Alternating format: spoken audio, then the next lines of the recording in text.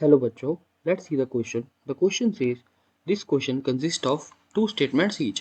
So हमें कहा गया है इस क्वेश्चन में हमारे पास दो स्टेटमेंट्स हैं, statement one and statement two. So इस क्वेश्चन में बता रहा है कि क्या हमारी जो statement one and statement two है ये ट्रू है कि नहीं.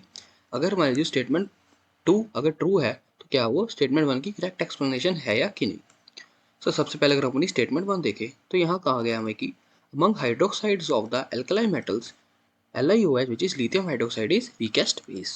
हमें कहा गया जो LiOH है ये काफ़ी वीक बेस है. तो सबसे पहले अगर हम देखें तो हमें पता है कि जो लिथियम है it is smallest in size in its period group. तो लिथियम जो है सबसे छोटा है अपने ग्रुप में. Lithium is small in its group.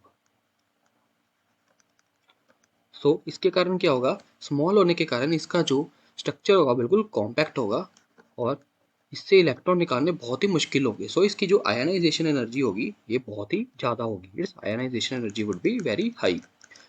So ionization energy ज़्यादा होने के कारण हम इससे इलेक्ट्रॉन रिमूव कर ही नहीं सकते. सो अगर हम इससे इलेक्ट्रॉन ही नहीं रिमूव कर पाएंगे तो ये रिएक्शंस में पार्टिसिपेट ही नहीं कर पाएगा.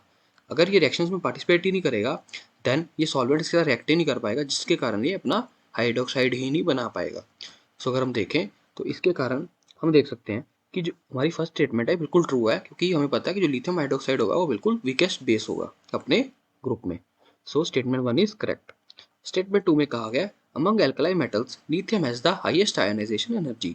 सो ये भी ट्रू है, क्योंकि अभी हमने देखा कि आयनाइजेशन एनर्जी ज़्यादा होने के कारण इससे इलेक्ट्रॉन रिमूव करना ही बहुत डिफिकल्ट होगा. सो ये रिएक्शन ही नहीं कर पाएगा. So our A option would be correct. So I hope you understood it well. Best of luck.